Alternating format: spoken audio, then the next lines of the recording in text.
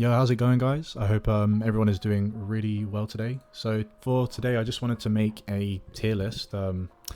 So this isn't a traditional tier list. I am going to put all the archetypes into where I think they are in the current format and possibly the future one. But because this is a MATHMECH channel, the main thing I want to do is relate everything back to how Kashtira. What am I talking about? How MATHMECH will fend off against these decks going first and going second. So this is just a representation of where I think these decks currently are. This can all change within a week, because the thing is, once more Kashtira players start surfacing, because first of all the deck is expensive, so it will take time for players to fully build this deck. It's very expensive. So many URs that you have to craft, and a lot of the cards you want 3 copies of, and there's only limitations on 3 of the cards. So the Field Spell, Fenris at 2, and then the Tearlaments one, which a lot of decks don't even play, is at 1. So it's kind of like, yeah, just I'd say it's very soon, but a lot of the Kashtira players will be surfacing very, very soon. So this is why I'm just saying now as a statement, this is current. Give it a week, a lot of my decisions may change, and we can take it from there. So the way I'm going to do this is state where I think they're going to be, where I think they are in terms of strength, and then how well we match up, going first and then going second. Please also bear in mind that when I say going first as a MATHMECH player, I am assuming that we have the full endboard of terahertz or transcode talker, with heatsoul, cynet conflict, and Superfactorial as a minimum for the game state that we're in. Anything less, like a game state that has less of just Superfactorial or just cynet conflict, it's not really worth me describing, because we're trying to talk about MATHMECH at its strongest against other decks at its strongest, and it doesn't really make much sense to describe a lesser game state. So look, without further ado, oh, and also, sorry, going second, I'm going to explain what extenders, hand traps, and cards you want to see in your hand. So we'll kind of go for it from there. So without further ado, I'm going to go from this order. I believe you can see my screen. Let's make sure. Yep. Okay. My goodness. I recorded this video before and it was an hour and a half. So I don't really want to do that to you guys. I really want to keep this 30, 45 minutes max. And then I'm going to speed up some of the audio anyway, because I really hate taking too much time out of your guys' day. So anyway, let's get into it so I can not waste more time. So Branded. I honestly think Branded is a very strong deck. It's just not a very popular deck. So okay, this is S tier, so this will be tier 0. This is tier 1, so I'm going to put that as A. Sorry if you can hear all this, I should have done this beforehand. It's just because I reset it. So tier 2, and then C, tier 3, and then I'm just going to put R here for Rogue, just to save us having to type out the whole thing. Okay, sorry about that. So I would put Branded as tier 2. They are very, very strong, but they're just not very popular at the minute. So I mean, the main thing to kind of highlight here is that because Kashtira has come out, and this happens every time a new thing is released, they become so popular that everyone floods them with money, buys these decks, and just sits on them until the next thing gets released, and then they drop it and then jump onto the next hype. That's just a typical thing with every game, but this game in particular. So it doesn't diminish how strong Branded is, it just diminishes how popular and how well and how used they are. Master Duel meta, fantastic site. I really envy that Decade has done such a due diligence to the community by creating this thing. He's pretty much the reason why this game is running so well, if I'm being honest. Konami don't do enough, in my opinion. Decade is really the reason why this community is so strong. Anyway, my point is that there is a tier list, and it is accurate, but it's only accurate after a certain amount of time when new things are released, because you need the stats to flatline and an actual curvature of an average of what's being used. Kashtira is just popular at the minute, so that's why it's going to be flooded even more than it is. It is a really strong deck, and I'll get onto that, but just stuff like Branded. Branded is a really good deck. A really good deck. I know they've been hit by the Branded fusion, but being, limited to 1, but it's still a very good deck. You will struggle against this deck. Don't underestimate it. So anyway, getting back to where I was. So going first against this deck, we have a pretty good chance. So let's say they don't, use the Bestials on us on our first turn or our second turn. So our first turn being us going first, and they don't, try and limit the end board. But going second, let's say we activate Superfactorial. If they don't have a Bestial in hand, so it's a disruption to Superfactorial, we pretty much have a very good chance at winning, because essentially we don't have to be forced to use our Cynet conflict, and we don't play Ghost Spell. Not in my deck anyway. I'm not saying in a MATHMECH general sense. I used to play Ghost Spell, and it was very effective, but given the new format, it doesn't really have that place anymore. So for me, I find that Ghost Spell, what used to be the only protection, but now you are forced to use your Cynet conflict if they have a Bestial in hand, and that is truly unfortunate. So In the case that they don't have a Bestial, you have a very good chance. In the case that they do have a Bestial, you still have a pretty good chance, but you're less likely to have the same strength as if they didn't. So, sorry, that was a long-winded answer, but the basis is we match up well with this going first, just because Cynet Conflict and Superfactorial, really strong cards. And then on top of that, we can expect to see some hand traps because we play a lot of them, and those will definitely have a good effect towards, stopping the opponent from building. And then terahertz using Aggregator on Lubellion, because Lubellion has to activate its effect in a separate chain link to its summon. So if they summon Lubellion, send Aggregator to the graveyard from terahertz, negate Lubellion, and they will not get Branded Beast or Branded Regained other than drawing it already. So you're in a very good position if you can, stop that going forward. Now that's Branded Beast. Going second, like I said, with Bestials, the thing you have to look out for is that, let's say we go for the OTK line and we clear the whole board, but they have a Bestial in hand. All they have to do is summon that Bestial, and in the battle phase, by the way, if they do it in the battle phase, oh, that really sucks. If they do it in the battle phase and you've gone for the access code line, you don't get the OTK, because you're not in the main phase, you cannot, destroy it with access code's effect. You can attack into it once, get rid of it. It's going to be in defense position most likely, and then you attack for 5300. But it's as if that you never even attacked. Well, it's as if you never had update jammer in the first place, because that second attack just does the 5300.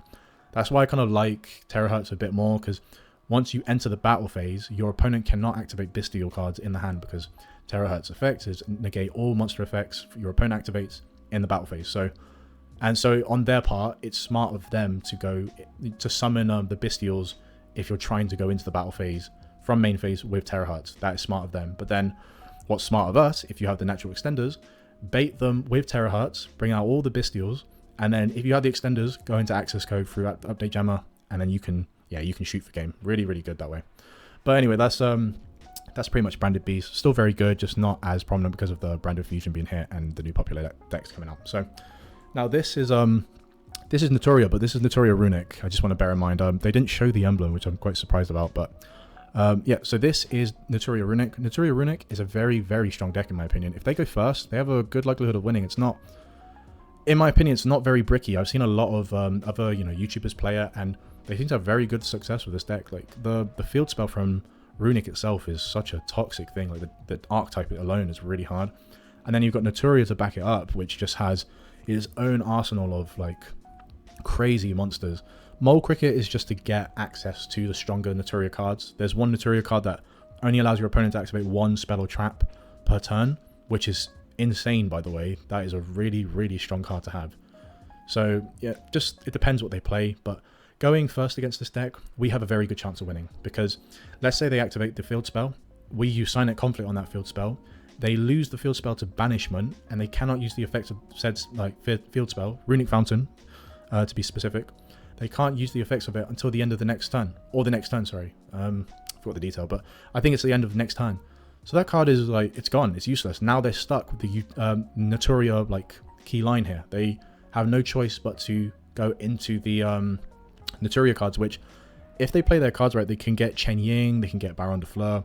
That's fine, but if we were going first and we've disrupted an entire archetype's playstyle, they're not in a very strong position, because we still have Superfactorial, we still have terahertz, we will still have hand traps to stop a lot of what's going on. So we're in a very good position, in my opinion, if you go first. You will win most likely.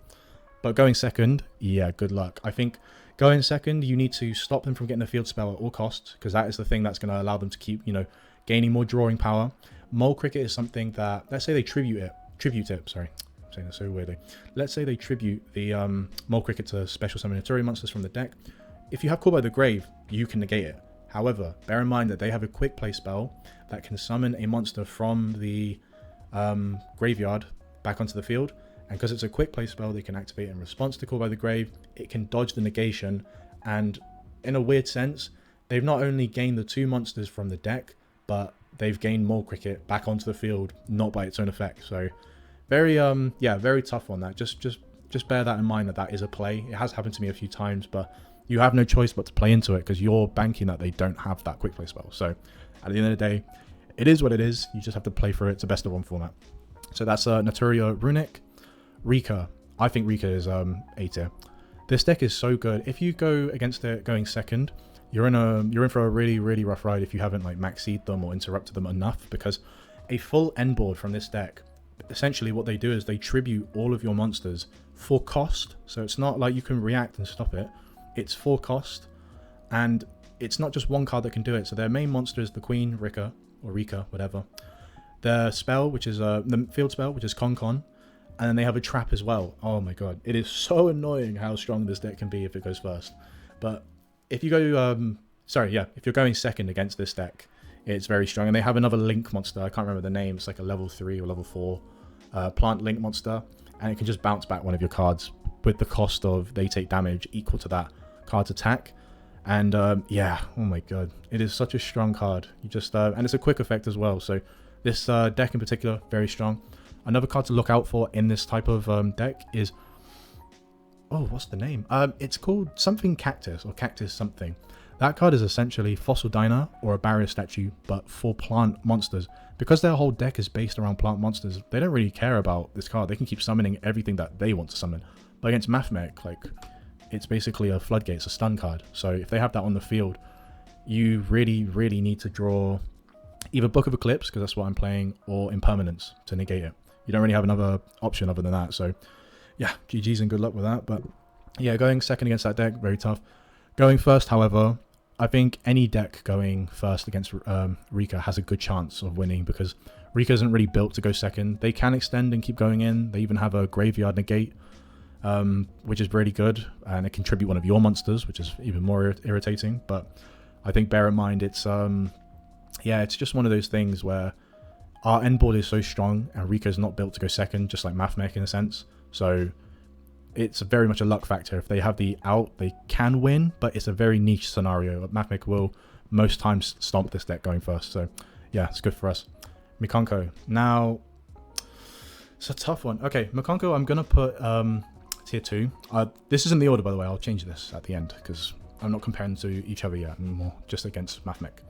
Mikanko is really good just because, again, it's designed to go blind second. You can go first. I've seen some decks go first, but personally it is a much better blind second OTK, because essentially what they're trying to do is tribute your monsters with kaijus or lava golems, and then use equip spells onto their Mikanko cards to make them non-targetable, and then just attack into, you know, the monster, because you take the damage that they take instead. So all their monsters have 0 attack, so that's if they attack into a lava golem, you would take the 3000 damage from their attack points, or the 2500 depending if they put it in attack or defense mode. And then it's the same for like all the kaijus. The game plan is they get 3 Mikankos on board, and they all attack into the 1 kaiju or lava golem that they've summoned to your side of the field, because then you take all the damage. And then keep saying that. Additionally, the best OTK line they have is if they get this equip spell that adds attack to one of your monsters or their monsters, but they choose your monster. And for the scenario, I'll choose Lava Golem again. It adds 2000 attack, and I think it doubles the damage that you take from those fights, from those battles. Sorry, battle damage calculation. So let's say they give it to Lava Golem. That's 3000 plus 2000. That's 5000 attack. They only have to attack with 1 Mikanko monster, not 3 anymore. So this is why this is the best OTK line for them. They attack once, you take 5000 damage, and then you take another 5000 damage by the effect of the equipped play spell. So you essentially lose with 1 monster. And like, again, this is a very niche scenario, but that is their best OTK line, and it's very strong. So I've played blind seconds before, and it really is about just drawing the out. The reason I put it tier 2 is because this deck has a lot more consistency than the OTK. I was playing Crusadia as an OTK blind second, and I used to love it, but there's a lot less consistency than there is with Mikanko. You're very reliant on your normal summon with Crusadia, and I think Master Duel Central covered it best. All you do is use Unicorn, shuffle back that normal summon, and we have nothing. We cannot move. You scoop. You go next turn or you scoop. That's pretty much it. So yeah, Mikanko, very good deck.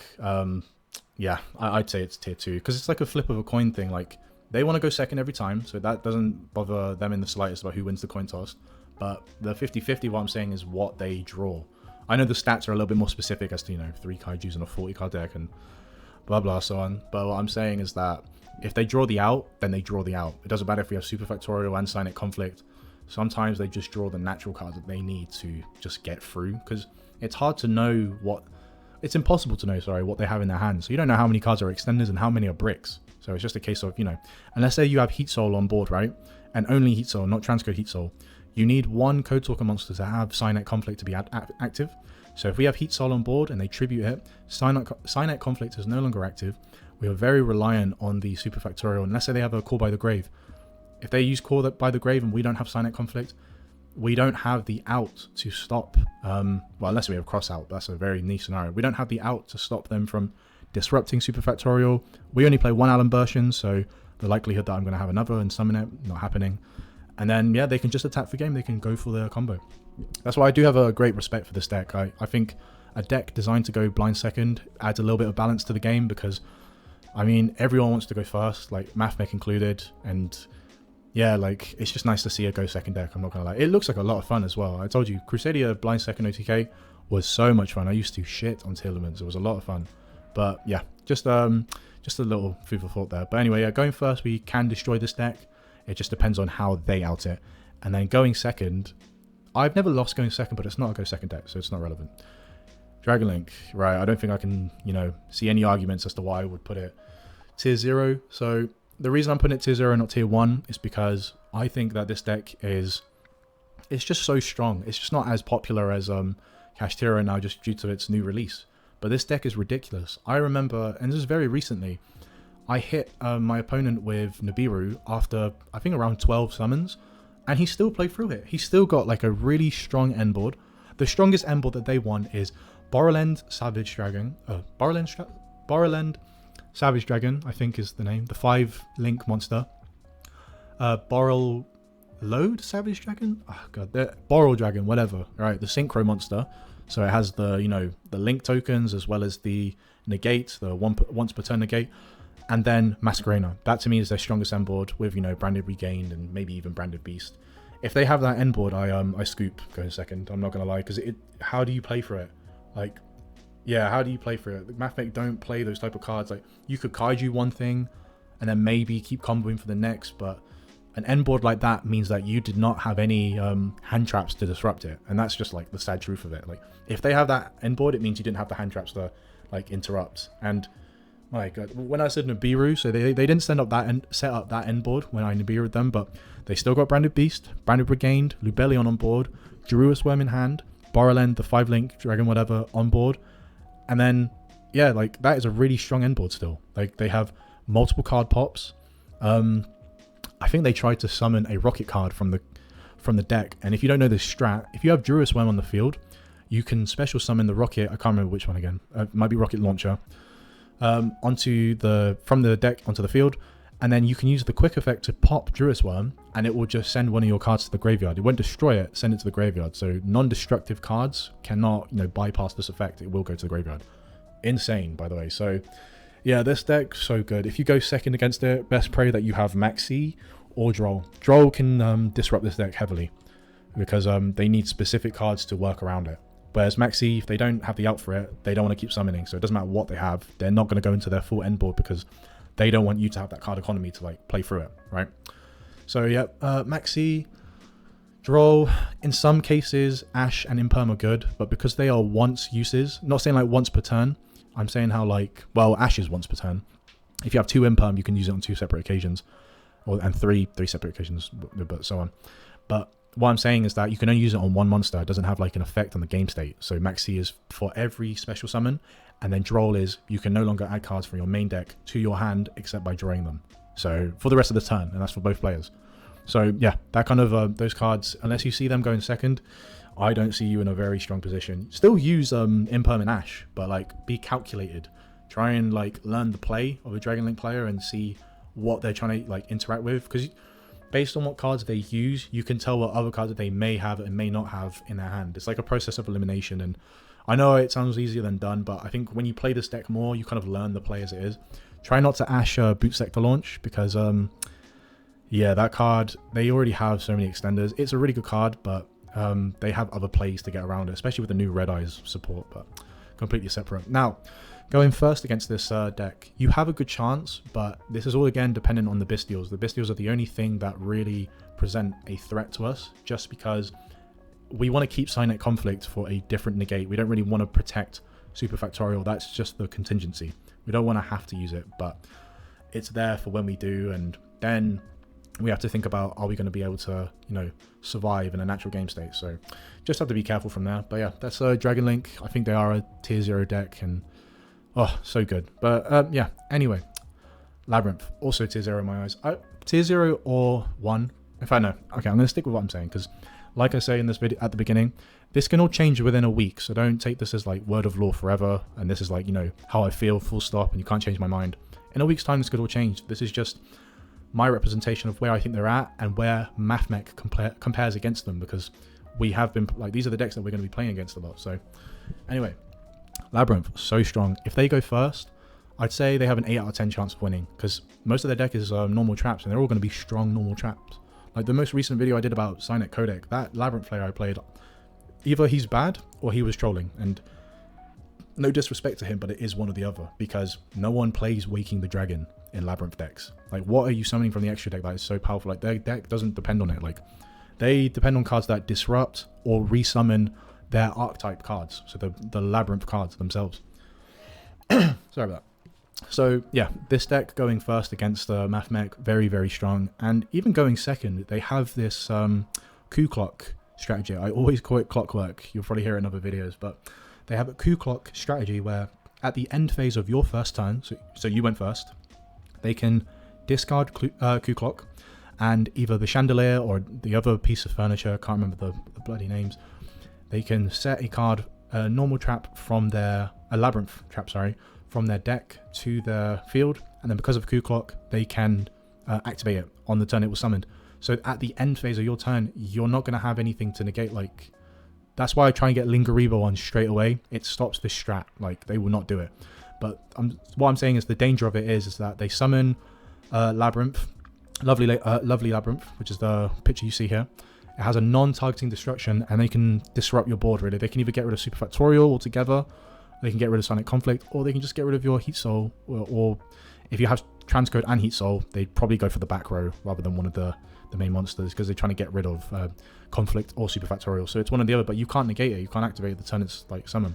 That's why it's such a good strat. But yeah, so if they go first, good luck. I think you're going to rely on cards like Red Reboot. Red Reboot completely kills this deck. Unless they have Solemn Judgment, they're finished. They can't do anything for that turn. But save Red Reboot for when it's your turn. You don't want to use it on their... You don't want to use it and... How would I explain this? You don't want to use it on your first turn if they do that coup clock strat. It's just a waste. Because all they're going to do is have the economy to now add a different normal trap onto the field, and they're both activatable on the next turn. Just a waste. Only use Red Reboot on your turn. That way you can play for game. You don't even have to think about the trap cards. You just have to think, do they have any other...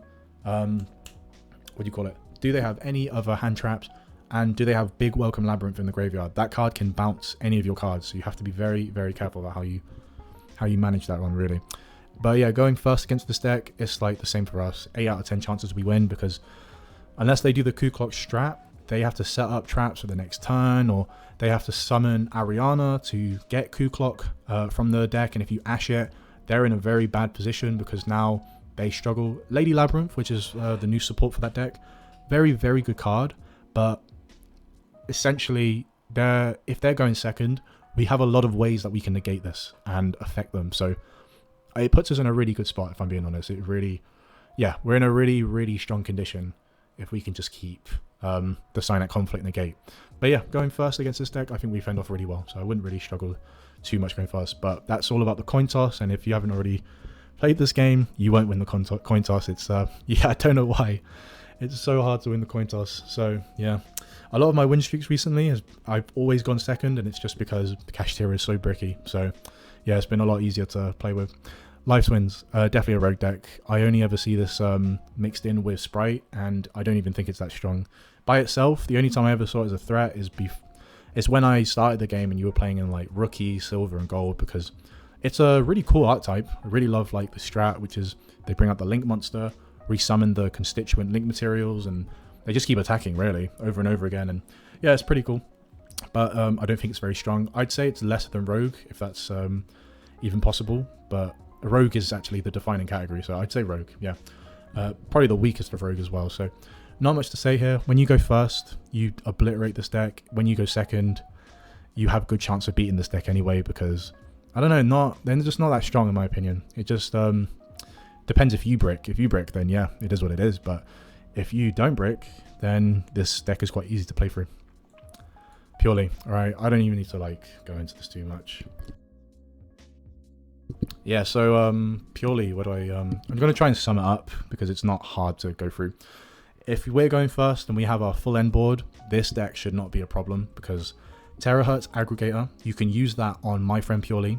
Remember, that is a continuous spell that does not activate on summon. So as soon as they, put it on the field, send Aggregator, negate it.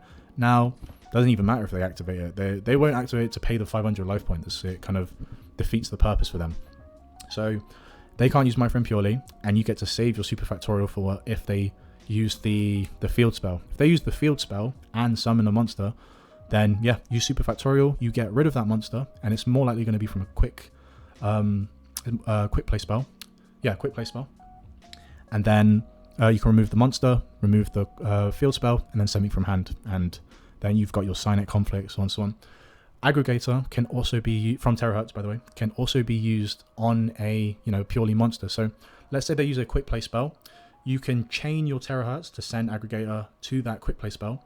And as soon as the monster is summoned, you're going to hope it's Purely rather than Purely, because then you can negate Purely, and Purely is a hard once per turn for its effects, whereas Purely is a soft once per turn. Every time that card is summoned, it can keep milling the top 3 cards of the deck to see if it gets anything, and then, but it doesn't mill it, shuffles it back, but you get to see what cards basically.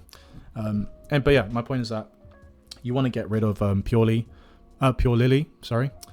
Really hard to get through this. You want to get rid of Purely with Cynet Conflict, because essentially, if you get rid of all the cards in your opponent's hand, Purely, so the white one, cannot use its Xyz effect to summon, something from the extra deck. And then Purely, because you get rid of its Cynet Conflict, they cannot activate the effects of that particular card that turn. So even if they summon a new one, that one requires quick play spells in the graveyard, which is a lot more likely to go into the extra deck monsters. So get rid of that one with Cynet Conflict, get rid of the other one with just negating it by diameter, or well, I'm not really sure, just get rid of it, because they have to keep using quick play spells to summon another one. So it's all about card economy. Make sure you get rid of it. Duel in particular, so that was going first, going second. Duel in particular, in my opinion, is a lot more valuable than Maxi against this deck, because Duel completely kills the plays. They cannot do anything with under Duel because they need more cards added to the hand all the time. They can maybe summon Noir in like very short circumstances on the first turn, but not very likely because we'll have other cards to negate it, so to speak. So yeah, Duel, very good against them. I would choose Duel with a Maxi against this deck. And then let's say they go for the trap card play, where they search for the trap card from Purely and they try to activate on the next turn. Book of Eclipse and Red Reboot are both great cards against that activation, because if you flip down the Xyz monster used to get into Noir, cannot be used for material, so now that play's dead. And then Red Reboot, if I already mentioned with the Labrynth, it just negates the effects. Play it from hand. Never, I should have mentioned this before, never set Red Reboot. If it gets destroyed, you've lost a very, very valuable card. That card is amazing. You can play it from hand at any time by paying 4,000. Sorry, I say 4,000 because that's the standard, because you start with 8. But you pay half your life points, and you can use this card from hand, and it's really, really good. So always keep it in hand. Never place it on the field. So, but it's really good against the trap that they have, and then you want to play for game. Then that's literally your cue to, you have to play for game. Otherwise, you've given them the card economy of another normal trap, which is likely to be imperm. So be very careful with that. But that sums up Purely, so I'm not going to go into that much further. Evil Eye, definitely a rogue deck, and better than Lifetime by far.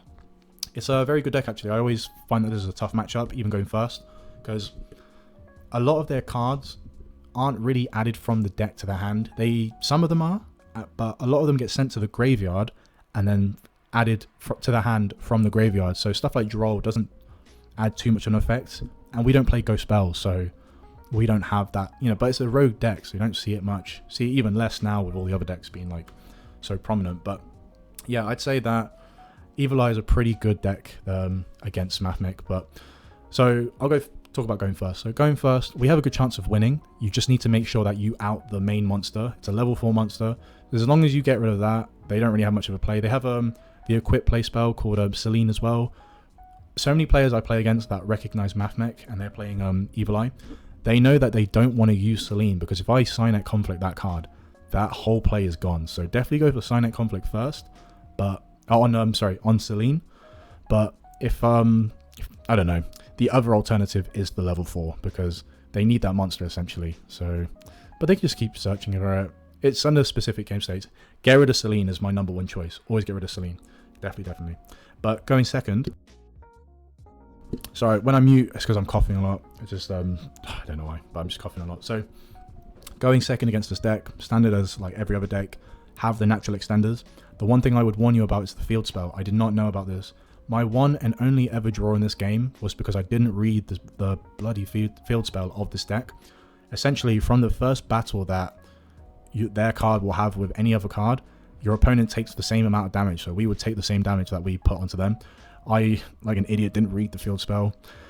Got terahertz out, milled multiplication. I was like, right, this is piss. I'm shooting for game here. And then I took the same damage, which was like somewhere near like 9,000 or 10,000. A lot of damage. And yeah, just ended in a draw. And then the next time I played that deck, what I did instead was, because I learned from the mistake obviously, was I used access code to delete the whole field. And then I went into terahertz because I couldn't, well, not the whole field, sorry. The most important card, because I didn't have the materials of link monsters to, you know, destroy the whole field. So I used access code to get rid of the field spell, went into terahertz, same strat again, battle phase, mill multiplication, and shoot for game. So worked out well in the end. But yeah, Evil Eye, when we go first, it's still a pretty tough matchup, but going second, if I'm honest, I prefer to go second against a deck like that. You really do, they don't have a lot going on for them. They have you know, they have the main monster, the level 4, the Evil Eye guy, whatever. Has a quick effect if Selene's attached to it, which is always going to be the strat for them, by the way. If you disrupt it, then they can't play, but just naturally assume that they do have it anyway. It has a quick effect to target one card on the field and destroy it. The attack boost it gets is irrelevant in my opinion, so not worth mentioning to be honest.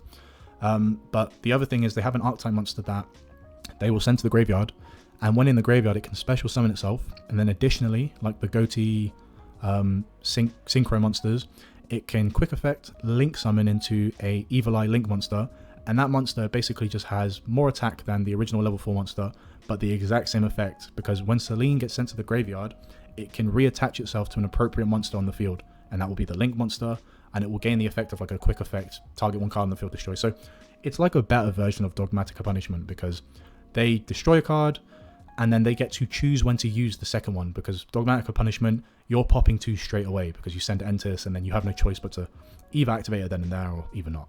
But with this one, they get to choose when to use the second one, and it's a lot more disruptive than you think, because destruction of cards and they get to choose when. Yeah, it's a bit tough. So anyway, that's Evil Eye. I don't think there's much more to be said on that. Now Spright. Oh my goodness, where do I begin? Spright is yeah, definitely A-list for me. I think this deck is so good. It could be tier 0, but with what I'm looking at here, I don't think it would match up as well against these decks. So, sorry, another cough. So, with Spright, I've already done a video on this, but the level of combos that they can do is crazy. They can just play through all of our negates, and I have video evidence to show you. You can go through one of my old videos against Spright, and you can see that even in their weakened state, they can play through Cynet Conflict, play through Superfactorial, and not even need to disrupt the Superfactorial. They just have enough cards to keep going. Like, apparently summoning level 2s is like the easiest thing in the game, because they can just keep doing it over and over, and it's crazy. So the new support they well, not ideally support, but the new, you know, version of Spright Tri-Brigade is now Spright Gishki. And if you don't know, Gishki, they're a good set of cards, very ritual summon based, pretty good. Like, their boss monster's pretty strong. Not too much to say really. I don't think they're that great, the Gishki support. I think the fact that Spright has just been hit so hard is just such a such a feat to how strong they were, because no more Swamp Frog. Well, they have 1 Swamp Frog, 1 Beaver, 1 Jet, 2 Blue. Like, yeah, the hits were insane. Like, if you're going first against this deck, it's a case of what your opponent has, I'm afraid to say. Spright is such a long extension deck. You can time everything perfectly, which I have in my video, but they can just have the natural extenders to just keep playing through them. It's insane. So yeah, this deck is a bit like troublesome for MATHMECH. So just be wary of them, like memorize the combos and go from there. Like, yeah, please, do you know what? To save me trying to like explain it, go through the video that I played against them, and you'll have a very strong understanding about how they play, because it's always the same. They do the same strat every time. It's just a case of whether they have those cards to keep going. If my opponent had one more Spright monster, just one, he probably would have won the game. He could have cleared my board easily. So it's very, very tough. You just have to bear that in mind. Now, going second against this deck is way, way tougher than it is going first, obviously, because we're the ones that, you know, get to go on the advantage, go on the attack, be the aggressor. But going second, you're looking to have, I think the main card that affects them really is just Maxi. They can play around Duel. There's like they can so play around Duel. Just trying to think, there's not really much cards. Duel is not great around against them. Effect Veiler can be good, but you need multiple, as well as Imperm. You need multiple. Ash is only good for one of their combo lines. So if they use Spright Sprint, Spright Starter, or Gigantic Spright, you can only use Ash once, and you have to choose between which one you're going to use. Ghost Spell is okay. Ghost Spell can be used on oh, which one is it on actually? Ignore Ghost Spell. I don't think it can be used now that I think about it.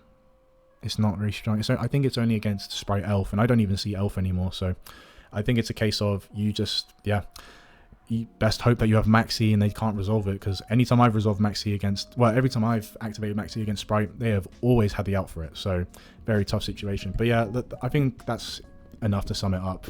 With Spright, you just hope you go first or that they brick, which is not very likely, but yeah, good luck with that. I think going first is better. Just look at my video. I think that's the best way to explain it. I don't mean good luck as in just like, yeah, you're on your own. It's just, it is such a strong deck. It's really hard to explain like every single combo within like a short amount of time. And I'm trying to get through the rest of these archetypes without taking up too much time on this. So yeah, go and check out that video. I can link it at the end of this one, and then you can see for yourself what I mean by how strong they are. And this is not at full strength, and they're not going to go back to it because it was just ridiculous. It was way too strong. Anyway, I'm going to move on. So Phantom Knight, I'm not even going to explain this one. It's a rogue deck. I don't think they're very good. Like, they used to be very good, but now the game state has changed. Like, cards are a lot stronger. Staple cards are a lot more prevalent. So this deck isn't that strong. Going first or going second, I've not really had an issue. Even, like, yeah, going second, one Ash can end the turn, if I'm being honest. Like, it doesn't have that many extenders. It's more meshed with other deck archetypes, and I can't, off the top of my head, remember them. But yeah, not a very good deck, so I'm not even going to really talk on that too much. Now, this image, it's a Dino monster, so I don't know if they're talking about dinosaurs or if they're talking about Axis 8. Axis 8 will be tier 3, dinosaurs will be tier 2 for me. So I'm going to go with dinos just so I can explain higher level play. Now, dinos are really, really strong against MATHMECH. If they're going first, yeah, you're going to need Maxi or Duel, because one Ash isn't going to do it. Well, no, actually, that's a lie. One Ash can stop this deck, but it has to stop Miscellaneous. Miscellaneous is such a strong card in that, because if you don't know what the effect is, when they discard that card, all their Dino monsters are now unaffected by your opponent's activate effects for the rest of the turn. That means even if you have Imperm or anything else to kind of like disrupt the play, you can't do anything. You can't negate it, you can't destroy it. It's really tough. Like, it's really tough. Like, that is a strong card. So if they use that ultra rare card to search for a level 6 or lower Dino, I always Ash it in case it is Miscellaneous they're going for, because that card is ridiculous. Like, it's very, very strong.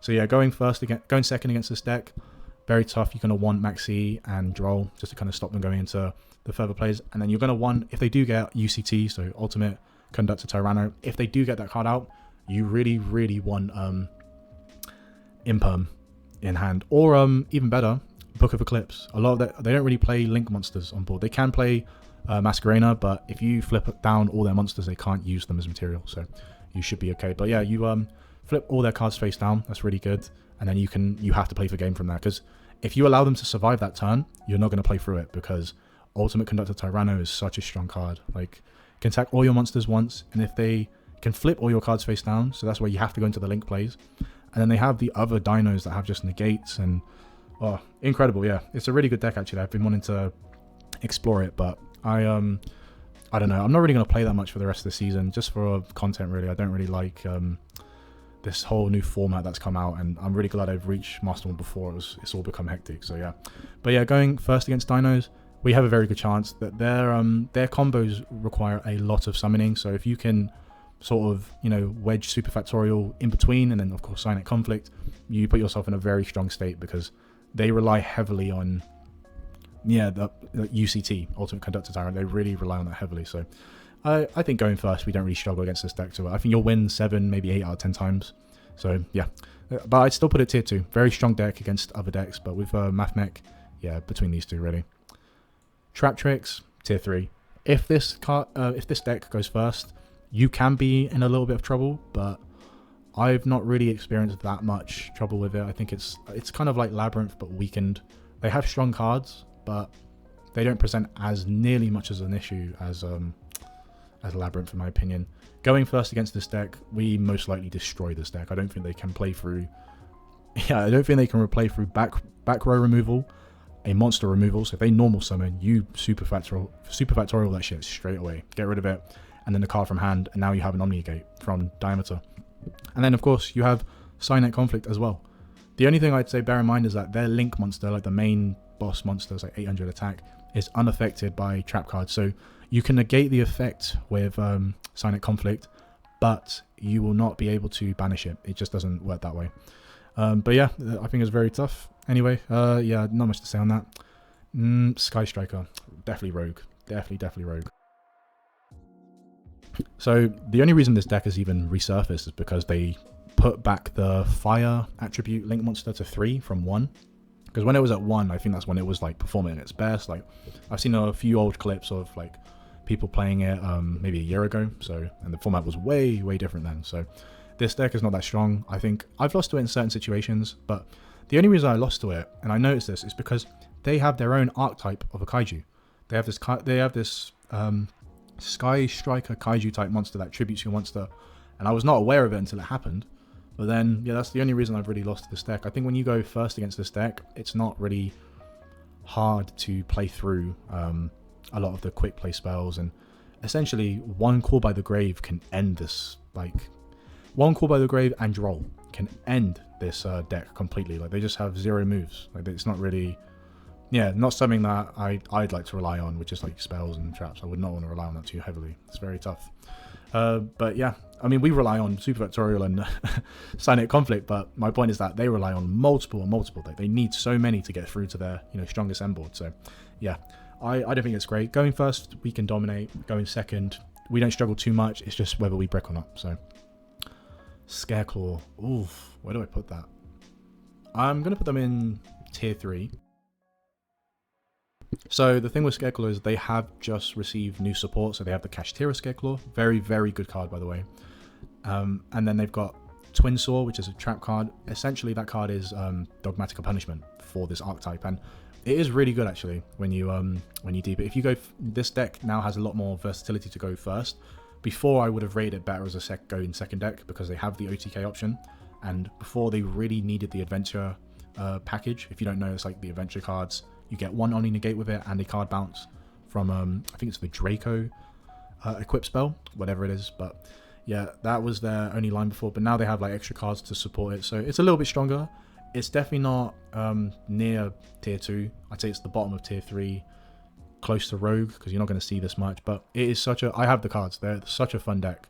Really fun deck. I played it in one of the events with like the beasts and the reptiles and the insects, whatever. Really fun deck. But I'd say it just lacks a bit of power. I think one of the things that could have made this deck so strong is the field spell. If the ability to pop a card on the field wasn't only on your turn, this deck would be really strong. Because essentially, if there are 3 or more defense position monsters, and the boss monster of this whole archetype, what it does is it makes every monster that isn't a link monster, obviously, move into defense position, right? If there are 3 or more, you can pop 1 card on the field, but it has to be done on your turn, and it's an activated effect, not something that it triggers itself and prompts it. You have to just, you know, activate it manually. And it's, I think if it was like on either turn and it was a pop-up effect, man, this deck would be crazy. Yeah, this deck would be insane. But yeah, going first against this deck doesn't present us too many issues. I think if they're built going second, it's similar to Mikanko in the sense that they may have the kaijus and the lava golems to kind of play through. Oh, so sorry about that. Whoops. I was not expecting that. It scared me. Right, so like I said, if they're built going second, similar to Mikanko, if they have the, you know, board breakers, they can go for game if you're not prepared well enough. Like, the idea is that if they get rid of your Code Talker monsters, then you can't use Cynet Conflict, and that presents a huge issue for us. Now, if they have the out for Superfactorial as well, by, like, you know, banishing something from, because we don't play Ghost Spell, it just takes one Ghost Spell to mess up a lot of modern MATHMECH players, because we're not really playing it as much anymore. So even if we had Cross out and we don't have Caught by the Grave, we're in a very, very tough position. So I would say that, yeah, unless they have, you know, the out going second, we win most, you know, 8, maybe 9 times out of 10 going first. And then if we're going second against this deck, I would just be wary of Twin Saw. We can play through this deck pretty easily because we use Link monsters, and that is unaffected by the defense position kind of, you know, player that they go for. So to me, not a big issue. I think it's yeah, I think just going second against this deck isn't even that bad. I think it's more going first that we need to make sure we have the full end board to really dominate. So yeah, that's Scareclaw. Oh, I didn't even realize Floo was on here. So Floo, oh. So a lot of people may disagree with me because Floo has been hit so many times, but Floo Underease is still, in my opinion, a very strong deck. Like, a lot of our cards are based on Link monsters. So if they have Empin on the board, we can't do anything. You can't go into, even if you go to access Code Talker, you cannot activate its effect to increase its attack. It just stays at 2300. You can't banish anything to destroy anything on the field. You're essentially fucked. Like, it's a really, really good deck in my opinion, and I don't so I have mixed feelings about how they've been hit. I don't think they deserve to be hit as much as they have, but at the same time, they are the only deck in the game besides Stun that plays around Max C. Oh, and Labrynth, of course, yeah. But it doesn't matter if you have Max C.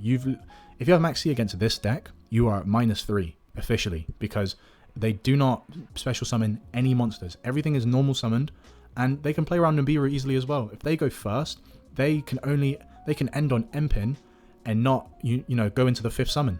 So trigger it. Like, they'll just get the field spell as well as the normal trap, which allows them to do 2 separate normal summons. And if you don't know this deck, basically one normal summon equals another, and they'll go into the real card that they want, which is firstly it's Empin. That will be the first turn thing. Then it's the Omni Negate second, and then it's the field and graveyard pop. So I think it shuffles them back. I'm not too sure. I can't remember it too well. But the third card is like Disruption as well. So they're a very, very strong deck. I can't lie. If you go first against this deck, you have a very good chance of winning, because all you need is, well, first or second, essentially all you need is Ash. If you Ash their first normal summon, they might not be able to play into the rest of it. Now, if you have Cynet Conflict on their normal summon, should end the game for you, if I'm being honest. They can't play through, because it will banish their monster, but it will negate the effect of being able to conduct an additional normal summon, which is what they rely on. If you can get rid of the normal summon, the first one, then they can't do anything. They can't move, and then you can just, you know, Superfactorial, remove what I would expect as either the field spell or the trap, and then summon from hand, and then you've got the Omni Negate, and yeah, so on really. So I would say, yeah, going first against this deck, we have a very good chance because it's in a weakened state, and they rely on the normal summons heavily. And then going second, you best hope that you have either the cards you're looking for. Okay, you are looking for either Book of Moon, Book of Eclipse. Book of Moon is better than Book of Eclipse in this particular state. Book of Moon, Book of Eclipse, or Ash, because Ash is essentially going to stop the whole chain reaction of them keep normal summoning. And then Book of Moon, the reason why I say it's better than Book of Eclipse in this particular scenario is because even if you flip down Empin, if they went first and they have the trap and the field spell, they're going to bring out the Omni Negate and the other one. So you kind of want to use your flip down early. And the reason I say that is because, let's say they do bring out the other two, and you've already summoned like MATHMECH Circular and what's the other one? Sigma. If you use Book of Eclipse, it flips down your monsters as well, and now you can't really play. And they, I forgot about this. Floo Underease have their own card. I think it's the trap. If they banish it, which can be done on your turn, so if, you know, the Floo Underease player, they can activate it on your turn. It flips down 2 monsters, or all of your monsters, and you can't use them for anything. It's like, yeah, it's a very strong deck. So I'm definitely putting it tier 2. I could have put it tier 1, but because of its like weakened state, I'm going to put it here. But definitely the top of tier 2 at least. Oh, Tearlaments, I don't even want to bother to talk about them. I'm going to go into Swordsoul first because Tearlaments, that deck really pisses me off. So, with Swordsoul, I honestly think this is a great deck. It looks amazing, by the way. I love the card art, but they are a really strong deck. If they go first, ideally what they're trying to do is get, I think it's Xiaoming? Oh my god, I don't actually know the names. That is terrible. I don't know why I'm saying it as well. I don't even know what I'm guessing. There's a level 8 Synchro monster. It's the first one they always summon. And it basically allows them to negate one monster's effects on the field. So that's one disruption. 2 is either Baron de Fleur or the other level 10 that's is within the archetype of Swordsoul. Baron de Fleur is a once per on the field, so it can only use it once, negate and destroy, and of course it can pop one card on the field on their own turn. But with this other level 10 Swordsoul card, it doesn't negate anything, but it banishes the card that used its effect, so it can use it once on a monster and once on a spell or trap. So, and then it deals 1200 damage on each one, so that's 2400 damage if you use, one of each. So it doesn't negate the effect, but you do lose the damage. But it's particularly annoying on what do you call it? If you use Cynet Codex, so you lose that, and you really do need that. And then of course on any monster that uses its effect, so like MATHMECH Circular, you don't really want it banished, but it can do that. And then of course they have Blackout. Blackout is the trap that you want to look out for. Essentially, and I'm going to name 2 combos here. So one is Protoss. That is another thing that you need to look out for. With Protoss, Protoss is a worm monster. It's summoned by banishing 3 different attribute monsters from, the respective graveyard of the player who controls it. And then it's not destroyable by card effects. So just 2 things. Firstly is Protoss can declare an attribute, and neither player can summon monsters of that attribute until the end of this turn or next turn. So if they declare Dark and they went first, you cannot go into the access code line or the terahertz line because they're both Dark attribute monsters. So essentially you're in a very, very bad position. And then the second part is it cannot be destroyed by card effects. So a common play is to use Blackout. And so if you know what Blackout is, you destroy 1 worm monster that you control and then 2 cards that your opponent controls. Because Protoss cannot be destroyed by card effects, whether it's your own or your opponent's, it stays on the field and 2 of your opponent's cards are popped. So basically Dogmatica punishment for that archetype. Really strong deck. I think Swordsoul is completely underrated. I think, again, it's one of those things where it's just no longer the popular choice. It's a very strong deck, so I'm going to put them in tier 1.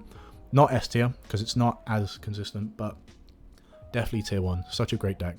Going first against this deck, if they have enough extenders, they can still play through and beat MATHMECH. Even on our strongest board, we very much depend on having hand traps, as well as terahertz being on the field, and less disruption from them. If we have terahertz on the field, we can disrupt a lot of their plays. Like we truly can. But Superfactorial is very selective. Even if you remove one body, they can have other Swordsoul cards in hand that can just summon themselves from the hand by an effect, and you have to space out that Cynet conflict and choose which is the one you want to use it on first. It's a very difficult thing, I have to say. It's very hard. Imperm plays more value than Cynet conflict sometimes because they like to chain block, and the thing that you want to negate sometimes, I'm going to say Xiaojing again, I don't know the name, I'm so sorry. It's level 8, so you'll see it when you see it. And basically Imperm is probably better because you can negate the effects on the summon, so I would probably use it on that. But yeah, going second against this deck, yeah, you're just relying on hand traps. Maxi obviously kills this deck. Droll has some effect against this deck, I will say. Droll has some effect. Ash, not so much, because when they have, I think it's Mo Ye, I think. When they have Mo Ye, and they use it to summon, I'm going to say it one more time, Xiaoming, I'm probably wrong, they chain block Xiaoming's effect with Mo Ye, so the Ash doesn't present as much value as you think. You can stop the extra draw, but Xiaoming actually searches for a very specific card. So yeah, you got to be very careful though. They also have a, I think it's called Ecclesia. They have a different monster. It's related to the Fallen of the Albaz and the Swordsoul cards, because a lot of the archetypes are linked by a background story. So very interesting, by the way. That card itself, you can Ash that. That's the only time I see Ash being useful, because that card normal summons itself. It tributes itself, so you can special summon a Swordsoul card from the deck. And that is when I would Ash completely. Because then they've used their normal summon, and now they are very reliant on anything else they have in hand. They've committed to the play now, and that might be the biggest disruption you have for that deck. So yeah, going second is a lot harder than going first, obviously. But with this particular deck, if they get Baron on the field, it becomes even harder, because just the fact that you have to play through a monster negate, an omni negate, Blackout potentially, and then Protos. Yeah, those 4 cards are insane. And if they bring out Chen Ying on the following turn, yeah, GG's. That card is really, really good. I've got it myself and I love it, but it doesn't fit within MATHMECH in the slightest. So, real shame. What a card. But, oh god, I forgot about this. Tearlaments. So they were rogue, but because of the new Kashtira Tearlaments card, I'm going to put them in tier 3. I've seen it used against me a few times, like even recently. So the reason why they are so bad right now, I'll kind of explain why they went from tier 0 to rogue. Like, it's such a drop, by the way. Like, it's a, look, they've dropped from all the way here to all the way here. Like, I didn't even see it much last season because of the hits. So the reason why it's such a big hit is because before they had 1 Purrely, so that allowed them to go into 3 separate fusion summons in 1 turn. And they had millers. And if you know what millers are cards that are sent to the graveyard, have the activate effect that they can send 5 more cards from both decks to the graveyard. And essentially that's what Tearlaments do. They just keep playing with more cards. They keep sending more and more cards to the graveyard because then it triggers their Tearlament cards to fusion summon and then activate a strong endboard. Even the spells and traps have their own effects. If you send the continuous spell to the graveyard, you get to add a trap card from your deck to your hand. And they always pick Suliek, which is the continuous one, but I think Crime is way better. It's a counter trap. Like, oh, that card is so annoying. Like, that deck is so annoying, full stop. Like, so I think the ban of Purrely was balanced, and the ban of the millers, those cards were so stupid. Such dumb cards to have in the game to begin. That's why they were tier 0. Like, they, in my opinion, and people may call cap on this, like, or may think I'm talking real shit, like, Tearlaments at full power was better than Kashtira at full power for me. Because unless they had a Rise Heart on board, Tearlaments was crazy. Like, it just plays on your turn. It doesn't even matter what you do. Like, yeah, that deck was so annoying. I got nightmares about that thing. So, anyway, where they are now, though, now because they have the, Tearlaments Kashtira, they can now search it off Fenrir, or if they have it in hand and Fenrir as well, they can banish the Fenrir, special summon it, on either turn, by the way, and mill cards from either deck. But they're going to do it to their own because they want to be able to mill cards that have, add-on effects of like fusion summoning and so on. So I think it's a very balanced and fair add to the deck. But they've limited it to 1, which I think is only so funny because that deck deserves no support in my opinion. I don't like it. And yeah, there's not really much to say. Actually, no, what am I saying? Sorry. Even now, going first against this deck is not the best. Even going second. I prefer to go second, but against a weakened game state of Tearlament, rather than going first, because going first, Laplation, like, we love to rip cards out of their hand, field, and back row to the graveyard, but it just triggers all these effects, and it's so irritating, and you have no choice but to do it, because that is our game plan. That's the only thing we go through. So, essentially, what you want to do is save Cynet Conflict for, I'd say, Kit Kalos, because they only get a copy of 1 of it, and as soon as it's summoned to the field, you banish it, and they're less likely to go into the rest of their plays. I think one of the fusion summon monsters requires Kit Kalos, but then the other one does not. So it's a real, it's a real tough situation. So I would save Cynet Conflict for Kit Kalos for sure. But as for Laplation, I think judge it by eye as to when you should summon Laplation, because you are going to trigger an effect. Because even if you that's the other thing. If you get rid of one of the millers, it just triggers one of the millers. Like, how irritating. Like, yeah, anyway, enough on that. I don't really need to say much. You're better off, I think it's equal going first or second, which I haven't said about any of the decks here, but yeah, you can go first or second with Tearlaments. It just really depends on what you draw, like, and yeah, just seeing if you can cover for there. Final Sigma is really good against this deck, I'm not going to lie, because a lot of their cards get summoned in attack position and they're below 2,000. So if you get Final Sigma with multiplication sent to the graveyard, you're at 6,000 damage, and then it's multiplied by 2. So it depends what you attack. But as long as you attack something with 2,000 or less attack, you'll have game damage, basically. And then the final. So Kashtira, what can I say? I'm going to try and keep this as brief as possible. I've already kind of spoken on this, and I'm sure there are so many other channels that are saying the same thing. But going first against this deck, we actually have a good chance of winning. I've not really struggled once yet going first, but going second, you need to have the necessary disruption or Book of Eclipse. The only time I've lost against this deck going second is because my opponent is playing triple tactics thrust or talents, because talents can look at your hand and they can get rid of the Eclipse, which sucks, because that card is basically what's going to save you when you go second, because they don't have negates. You can stop the whole board from like activating anything, and then you can shoot for game. But Triple Tactics Talent, strong card. I think it's quite balanced. I think it's fair.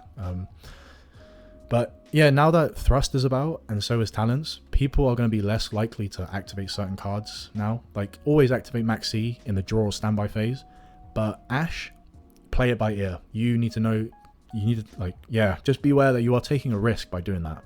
Like, I can't believe one card, and I'm talking about Thrust here, is like struck so much fear into that. So yeah. Yeah, going first, we play well. Going second, you're very dependent on specific cards. Like I said, I'm playing Kurikar at the minute. Very good card. Easily, like, helpful in outing this type of board. And then, of course, Book of Eclipse. I'm playing 2, but I'm going to see if I can make room to get that 3rd, because it is a good card. But yeah, you have to be very careful. But yeah, I'd leave it at that. And then, of course, there's us. And we're obviously S tier. So what can you say? What can you say? No, if I'm being honest, I'd say we're Rogue now. We were tier 3, but given how, yeah, given the new format, and especially with popularity, I think we're just going to be bumped down. I think less people will play MATHMECH, because I don't know what you know from TCG and OCG, but MATHMECH does not perform too great. They have 1 circular, they don't have 3, so the consistency of the deck is even lower than before. So you have to be, that's why we depend on Firewall, and once that comes to the game, oof, that's going to be great. But yeah, look, this is a best of 1 format, so we're not always going to lose. If we go first, we have a good chance with the endboard that I've described before. But yeah, that's essentially my tier list. I've probably forgotten a lot of decks. There's way more archetypes out there, but I can't think of any off the top of my head because, well, with all the images in front of me, this is all I can think about. So look, I hope you've enjoyed listening. I hope you've learned something from it. I'm just trying to share a bit of knowledge for what I would call the MATHMECH community. That is the channel I am, and that's all I care about, like just MATHMECH stuff, to be honest. But yeah, this tier list was just to show you how I think decks are at the minute and where we would place against them. So I hope you've enjoyed and learned something, and yeah, have a good day.